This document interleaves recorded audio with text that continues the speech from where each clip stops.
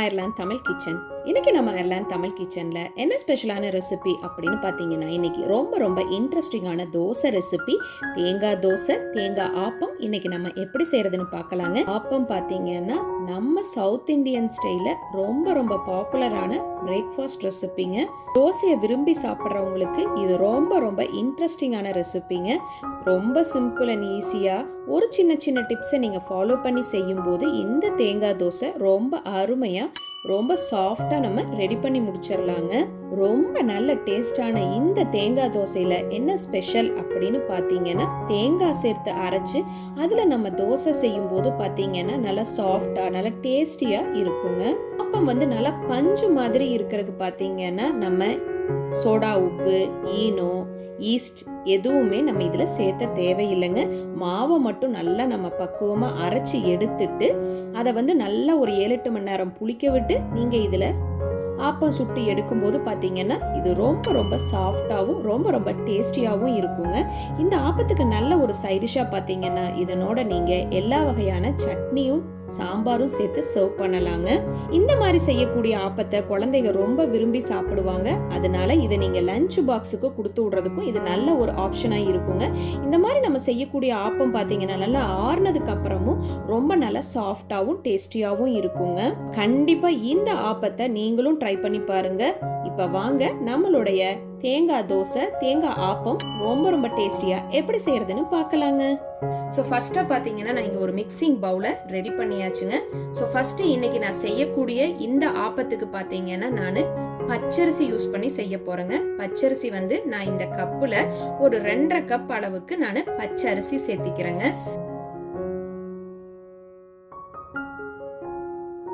பச்சரிசி மட்டும் சேர்த்திருக்கேங்க. இதுல நம்ம புழுங்கல் அரிசி எல்லாம் எதுவும் சேர்த்தலைங்க.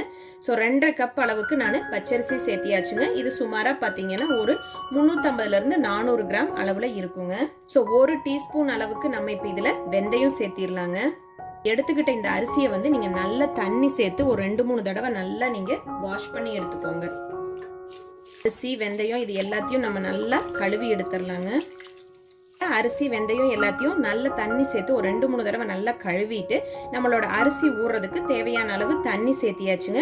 குறைஞ்சது பாத்தீங்கன்னா நம்ம அரிசி நல்லா முழுகிற அளவுக்கு நீங்க தண்ணி சேர்த்து ஒரு லிட்டை வச்சு கவர் பண்ணி இந்த அரிசி குறைஞ்சது ஒரு 3 இருந்து 4 மணி நேரம் நம்மளுக்கு நல்லா ஊறி வரட்டுங்க. அதோட சேர்த்து அரைக்கிறதுக்கு தேவையான பொருட்கள் எல்லாமே என்னென்னு பாத்துடலாங்க. அடுத்ததா பாத்தீங்கன்னா இன்னைக்கு செய்யக்கூடிய இந்த அப்பத்துல நீங்க மறக்காம இந்த அவல் சேர்த்து செய்யுங்க. இப்ப பாத்தீங்கன்னா நம்ம ஊற வச்சுக்கிட்ட அரிசி, வெந்தயம் ரெண்டுமே நம்மளுக்கு ஒரு 4-5 மணி நேரம் நல்லா ஊறிடுச்சுங்க. ஸோ இப்போ இதில் இருக்கக்கூடிய தண்ணி எல்லாத்தையும் நம்ம வடிச்சு எடுத்துக்கலாங்க. தேங்காய் ஆப்பத்துக்கூட நம்ம அவல் சேர்த்து செய்ய போறோங்க. அவல் நம்ம அரிசியை எந்த கப்ல அளந்து எடுத்தோமோ அதே கப்ல ஒரு 1.25 கப் அளவுக்கு நம்ம அவலை அளந்து எடுத்துக்கலாங்க. ஒரு 1.25 கப் அளவுக்கு நான் இப்ப அவளை அளந்து எடுத்தாச்சுங்க. இந்த கப்புல நான் 2.5 கப் அளவுக்கு பச்சரிசி அளந்து எடுத்திருந்தேங்க. அதுல பாதி 1.25 கப் அளவுக்கு அவளை நம்ம இப்ப இதுல அளந்து சேர்த்தியாச்சுங்க. இப்ப அவளை நீங்க 2-3 தடவை நல்லா தண்ணி சேர்த்து 2 தடவை நல்லா கழுவிட்டு இப்ப நம்ம அவல் ஊறுறதுக்கு தேவையான அளவு தண்ணி சேர்த்தியாச்சுங்க. ஸோ கெட்டி அவல் அப்படிங்கறனால கொஞ்சம் தண்ணியோட நம்ம ஒரு 10 நிமிஷம் ஊற விடும்போது நம்மளோட அவல் நல்லா சாஃப்டா நம்மளுக்கு ஊறி வந்துருங்க. இன்னைக்கு நம்ம செய்யக்கூடிய இந்த ஆப்பத்துக்கு நான் நல்ல கெட்டியான சிவப்பு அவல் எடுத்திருக்கேங்க. நீங்க வெள்ளை அவல் இருந்தாலும் நீங்க அதையே எடுத்துக்கலாங்க.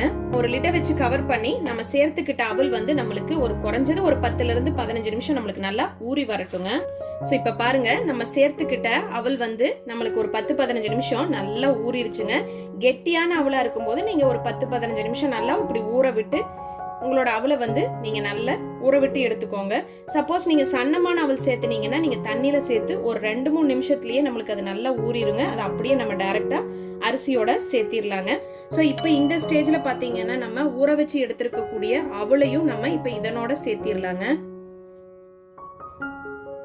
நம்ம நல்லா துருவன தேங்காயை சேர்த்திடலாங்க. இதே கப்ல நான் 2.5 கப் அளவுக்கு அரிசியை அளந்து எடுத்திருக்கேங்க. அதுல பாதி 1.25 கப் அளவுக்கு நம்ம நல்லா துருவன தேங்காயை இதனோட சேர்த்துக்கலாங்க.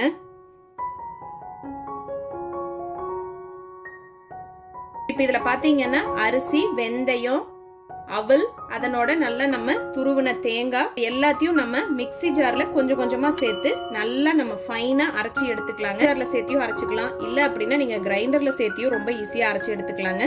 ஸோ நான் இன்னைக்கு பாத்தீங்கன்னா மிக்ஸி ஜார்ல சேர்த்து தாங்க அரைச்சி எடுக்க போறேன். மிக்ஸி ஜாரை ரெடி பண்ணியாச்சுங்க. நம்ம எல்லாத்தையும் நீங்க நல்லா மிக்ஸ் பண்ணிட்டு இப்போ நீங்க மிக்ஸி ஜார்ல சேர்த்துக்கோங்க.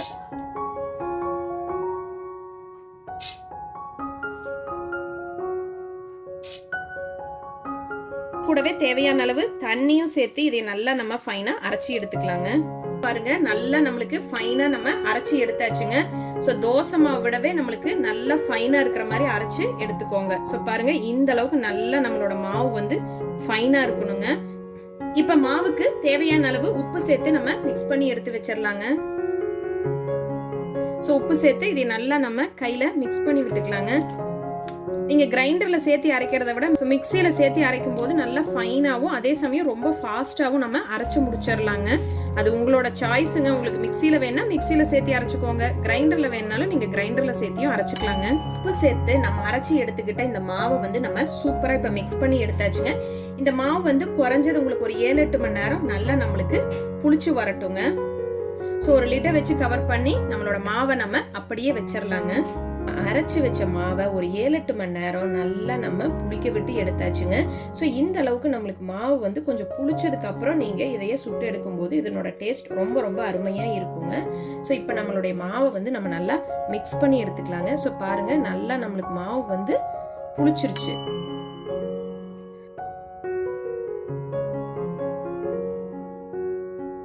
இந்த அளவுக்கு நல்லா நம்மளுக்கு பபிள்ஸ் ஃபார்ம் ஆகிற மாதிரி மாவு வந்து கொஞ்சம் நம்மளுக்கு நல்லா புளிச்சிருச்சுன்னா இதில் நம்ம தோசை சுடும்போது ரொம்ப ரொம்ப அருமையாக இருக்குங்க. இதனோட டேஸ்ட் ரொம்ப அருமையாக இருக்குங்க. தேங்காய், அவல் இது எல்லாமே நம்ம சேர்த்து இருக்கும்போது பார்த்தீங்கன்னா இதனோட டேஸ்ட் அட்டகாசமாக இருக்குங்க.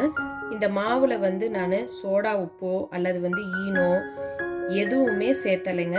மாவு வந்து நம்மளுக்கு ஆட்டி வச்சதுக்கப்புறம் இப்படி புளிச்சதுக்கப்புறம் நீங்கள் இதை வந்து பிளெயினாக அப்படியே சுட்டி எடுத்துக்கோங்க. ஸோ இப்போ நம்மளுடைய மாவு வந்து நம்மளுக்கு ஜம்முன்னு ரெடி ஆயிடுச்சுங்க. இப்போ நம்ம இதையை வந்து சுட்டி எடுத்துக்கலாங்க. அரைச்சி எடுத்துக்கிட்ட மாவு நீங்கள் ரொம்பவும் கெட்டியாக இல்லாமல் ரொம்பவும் தண்ணியாக இல்லாமல் மீடியமாக நீங்கள் இந்த அளவுக்கு கரைச்சி எடுத்துக்கோங்க.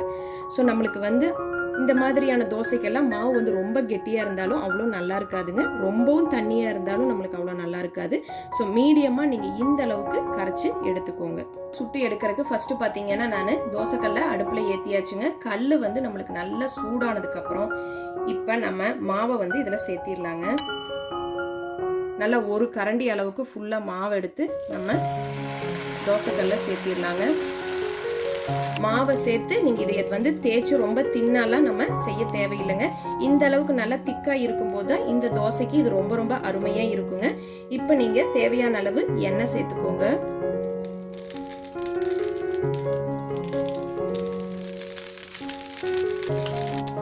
ஸோ இப்போ ஒரு நிமிஷம் வெந்ததுக்கு அப்புறம் நம்ம லிட்டை வச்சு கவர் பண்ணிடலாங்க. லிட்டை வச்சு கவர் பண்ணும்போது உள்ள இருக்கிற ஸ்டீம்லயே நம்ம சேர்த்திருக்கக்கூடிய மாவு வந்து மேலே எல்லாமே நம்மளுக்கு அருமையாக வெந்து வந்துருங்க.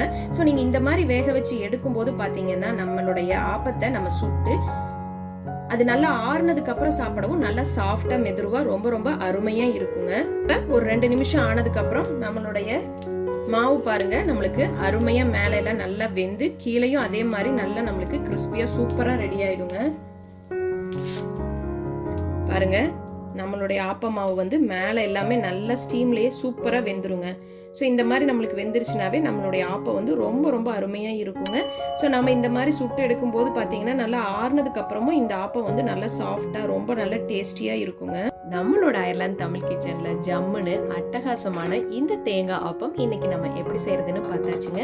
கண்டிப்பா மிஸ் பண்ணாம நீங்களும் இதை ட்ரை பண்ணி பாருங்க.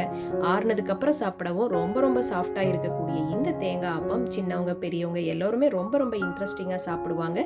இதனோட நம்ம சைடிஷா பார்த்தீங்கன்னா நான் இன்னைக்கு தக்காளி குருமா சேர்த்து சர்வ் பண்ண போறேங்க. கண்டிப்பா ஒரு தடவை ட்ரை பண்ணி பாருங்க, திரும்ப திரும்ப செய்வீங்க.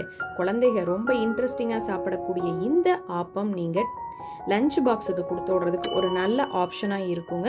ஸோ இன்றைக்கி நான் செஞ்சு காமிச்சது கண்டிப்பாக உங்களுக்கு எல்லாம் பிடிச்சிருக்கும்னு நினைக்கிறேங்க. பிடிச்சிருந்து நான் மறக்காமல் ஒரு தம்ஸ் அப் கொடுத்துருங்க. உங்கள் ஃப்ரெண்ட்ஸ் கூட ஷேர் பண்ணிக்கோங்க. நீங்களும் இதே மாதிரி செஞ்சு பார்த்துட்டு எப்படி இருந்ததுன்னு ஃபீட்பேக் கமெண்ட் பண்ணுங்கள். மறக்காமல் நம்மளோட சேனல் அயர்லாந்து தமிழ் கிச்சனை சப்ஸ்கிரைப் பண்ணிக்கோங்க. பக்கத்தில் இருக்க பெல் பட்டனை மறக்காமல் ப்ரெஸ் பண்ணி நம்ம அயர்லாந்து தமிழ் கிச்சனில் வரக்கூடிய மற்ற வீடியோஸையும் பாருங்கள். இது வரைக்கும் பொறுமையாக என்னோட வீடியோவை பார்த்த சொந்தங்கள் அனைவருக்கும் நன்றி. வணக்கம்.